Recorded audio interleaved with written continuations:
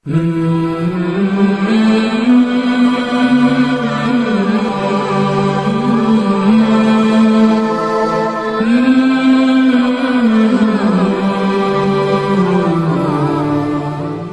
ونصلي على رسوله الكريم اما بعد فاعوذ بالله من الشيطان الرجيم بسم الله الرحمن الرحيم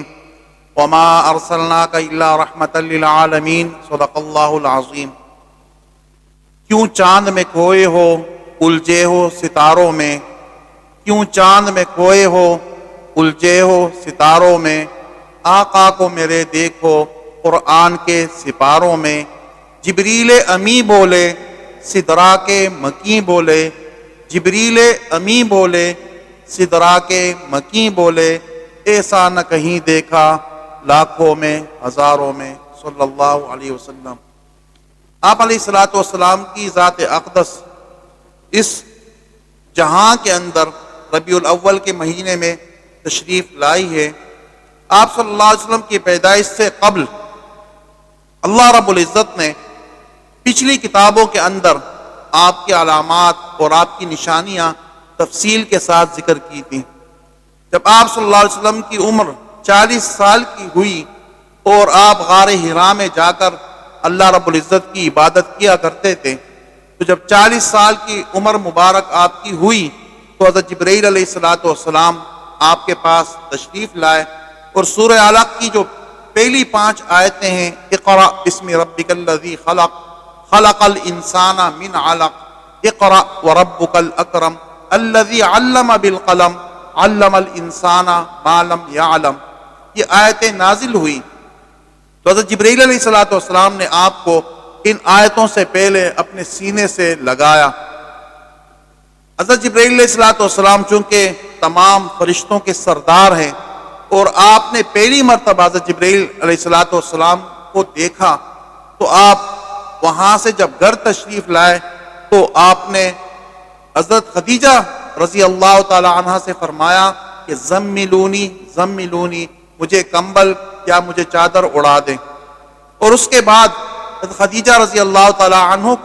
عنہا کو جب آپ نے یہ پورا واقعہ سنایا کہ میں غار حرا میں تھا اور ایک اس طرح کا فرشتہ میرے پاس آیا اور مجھے یہ کلمات ان نے بتائیں، تو حضرت خدیجہ رضی اللہ تعالی عنہا نے آپ کو تسلی دی اور اس کے بعد اپنے چچا زاد بھائی جو ایک بہت بڑا راہب تھا ورقہ بن نوفل، اس کے پاس ان کو لے گئی۔ ورقہ بن نوفل نے جب حضرت جبرائیل علیہ الصلوۃ والسلام کا نام سنا تو وہ ایک دم کھڑا ہوا اور اس کے بعد توریت اور انجیل کو اس نے کھولا اور آپ صلی اللہ علیہ وسلم کی علامات کو وہ دیکھنے لگا۔ اس وقت ورقہ بن نوفل کی عمر 100 سال سے زیادہ ہو گئی تھی۔ اس نے توریت کے اندر اور انجیل کے اندر دیکھا اور کہنے لگا کہ یہ جو پیغمبر ہے نبی آخر الزمان، یہ بچہ یتیم پیدا ہوگا اور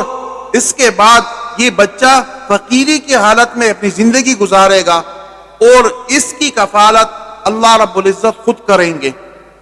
اور ساتھ میں یہ بھی کہا کہ قریش کی ایک عورت ہوگی جو اس کے اوپر اپنا پورا مال قربان کرے گی۔ حضرت خدیجہ رضی اللہ تعالی عنہا نے اور آپ صلی اللہ علیہ وسلم نے یہ ساری باتیں اس سے ورقہ ابن نوفل سے سنی اور اس کے بعد واپس آ گئے۔ کچھ عرصے کے بعد حضرت خدیجہ رضی اللہ تعالی عنہا آپ کو ایک اور راہب کے پاس جو بالکل ضعیف البصر ہو گیا اور آنکھوں کی روشنی بھی اس کی چلی گئی تھی، عداس نام تھا اس کے پاس آپ کو لے کر چلی گئی۔ عداس نے جب دیکھا تو اس نے کہا کہ میری آنکھوں کی تو بینائی چلی گئی ہے، لیکن اس نے آپ کی کمر کو ٹٹولا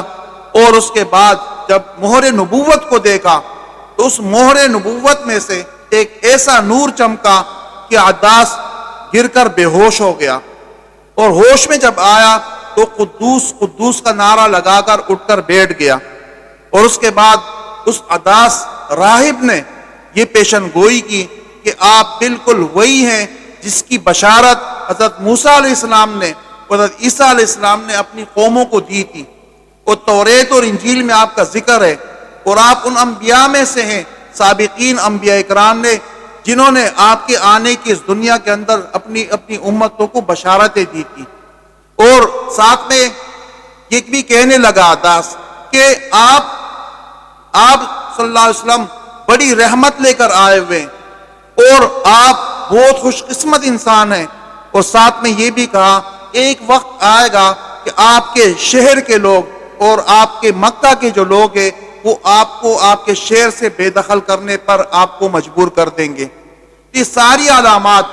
پچھلی کتابوں میں بھی اللہ رب العزت نے آپ علیہ الصلوۃ والسلام کی اس دنیا میں تشریف آوری سے پہلے سابقہ کتابوں میں اور سابقہ انبیاء کرام علیہ الصلوۃ والسلام کی زبانی وہ علامات ساری اپنی قوموں کو بھی ان نے بتائی تھی، اور اللہ تعالیٰ نے آسمانی کتابوں کے اندر بھی ذکر کی تھی۔ تو یہ اللہ رب العزت نے آپ کو وہ مقام عطا کیا جو مقام آج تک کسی بھی نبی کو یا کسی رسول کو یا پیغمبر کو نہیں ملا، جو آپ علیہ الصلوۃ والسلام کو اللہ رب العزت نے عطا کیا۔ اللہ تعالیٰ سے دعا ہے کہ اللہ تعالیٰ ہمیں آپ صلی اللہ علیہ وسلم کی مبارک سنتوں پر عمل کرنے کی توفیق عطا فرمائے۔ وآخر دعوانا ان الحمد للہ رب العالمین۔